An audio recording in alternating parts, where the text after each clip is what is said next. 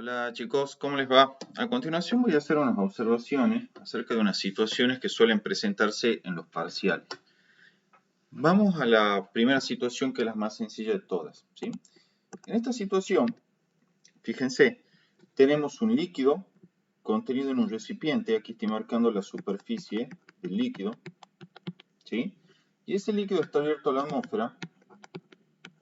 Lo vamos a denotar así, a su interacción con la atmósfera, de manera tal que la presión atmosférica, aquí denotada como P sub 0, es una atmósfera, ¿sí? Recuerden que la presión atmosférica, que se la denota P sub 0 o S P sub AT, es una atmósfera, o lo que es lo mismo, 1,013 por 10 a la 5 pascales. Mi problema me pide determinar la presión en el fondo del recipiente, o sea, aquí, y además que determine la fuerza que actúa sobre dicho fondo, ¿sí? Aquí está, presión en el fondo y la fuerza en el fondo. Bueno, esto es súper fácil de hacer. Simplemente vamos a aplicar el teorema fundamental de la hidrostática entre dos puntos. Uno, el punto en el fondo que estoy marcando acá, y otro, un punto ubicado aquí en la parte superior, ¿sí? Que lo denoté con 1. Y que es en la superficie del líquido justamente. Entonces el teorema fundamental de la hidrostática me dice, la presión en el fondo es igual a la presión en la superficie, que es la presión atmosférica, porque nuestro sistema está abierto a la atmósfera, más la densidad del líquido, que puede ser cualquier cosa, en este caso particular es agua, entonces ponemos densidad del agua, por G, y por la diferencia de nivel que existe entre los dos puntos en consideración, que es el punto en la superficie y el punto en el fondo. La diferencia de nivel es H, por lo que es lo mismo, H es la profundidad a la cual se encuentra el fondo respecto de la superficie del líquido. Reemplazando, tenemos que la presión en el fondo es 1,013 por 10 a la 5 pascal, eso es la presión atmosférica. La densidad del agua es 1000 kilogramos por metro cúbico. Si fuese otro líquido, ponen la densidad de ese otro líquido, multiplicado por G por la diferencia de nivel H. Con eso ya tenemos obtenida la presión en el fondo, que era la primera parte de nuestro problema. La segunda parte nos pide calcular la fuerza aplicada por el líquido en el fondo.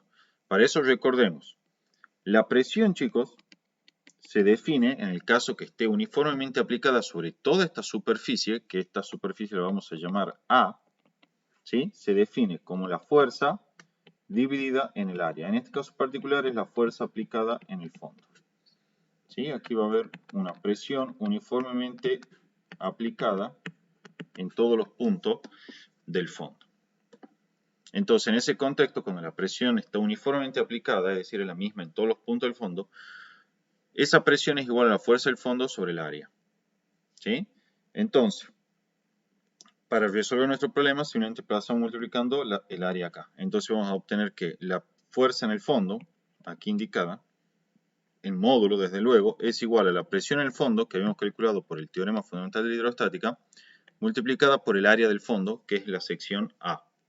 Se reemplaza, ¿sí? Como está indicado aquí a la derecha, y con eso ya está resuelto el problema de encontrar la fuerza aplicada en el fondo del recipiente, ¿sí?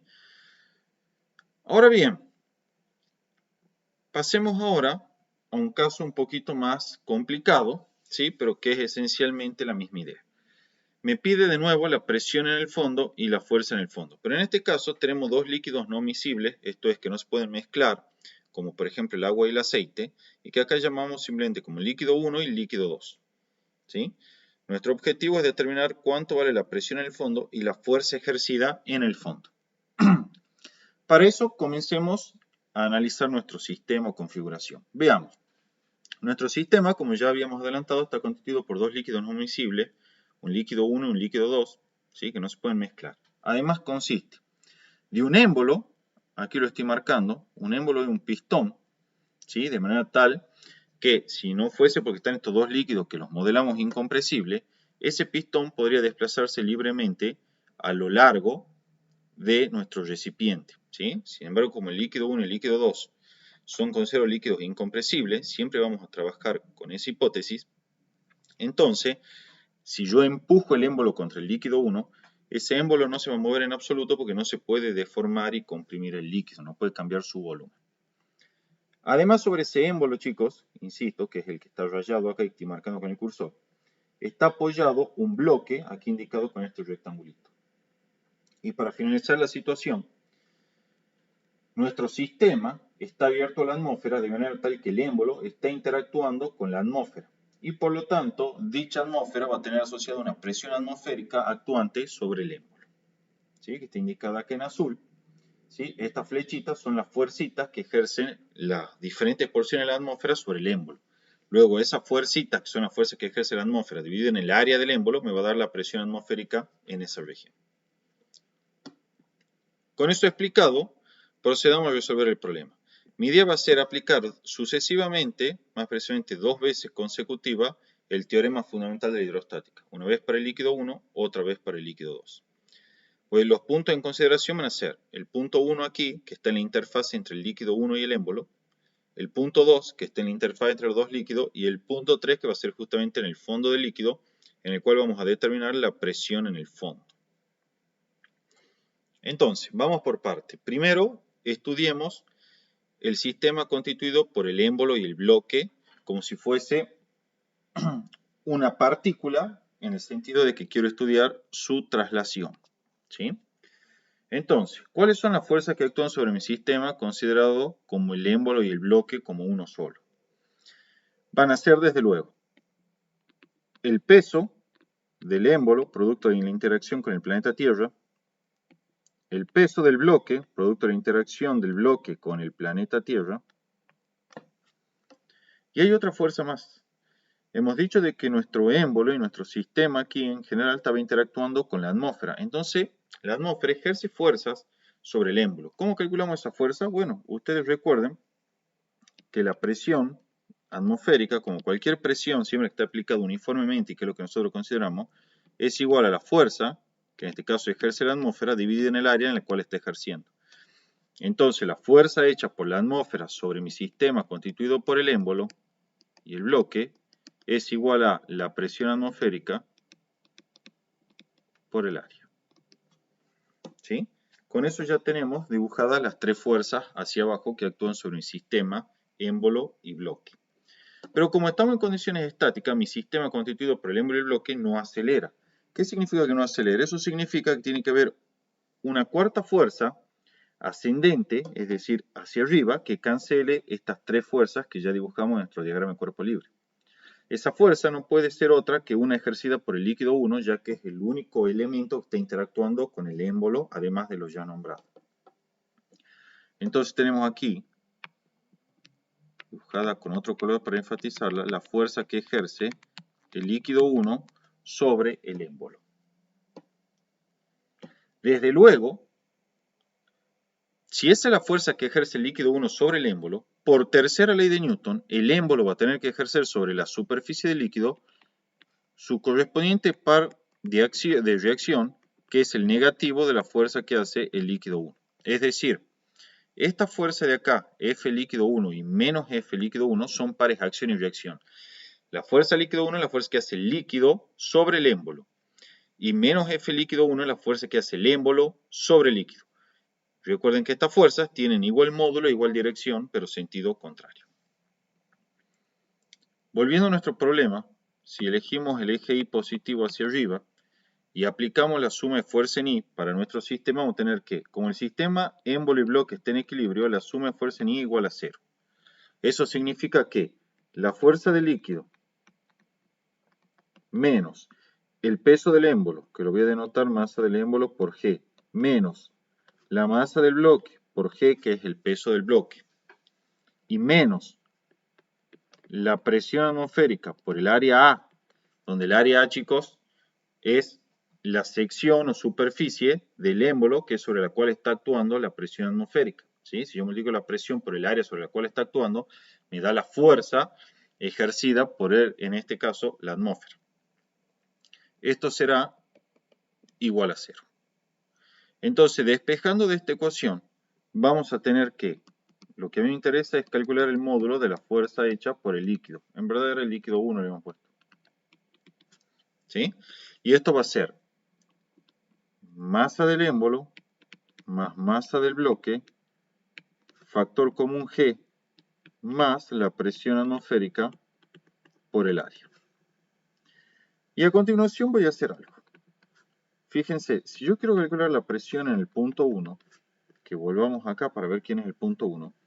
La presión en el punto 1, chicos, que es este de acá, lo voy a marcar con el cursor, ¿sí? Que es la presión en la superficie del líquido 1, es igual a la fuerza aplicada sobre la superficie del líquido 1 dividido en el área del líquido, que es la misma área A porque el recipiente es cilíndrico. Entonces, fíjense, lo escribo acá. La presión en el punto 1 es igual al módulo de la fuerza aplicada sobre el líquido.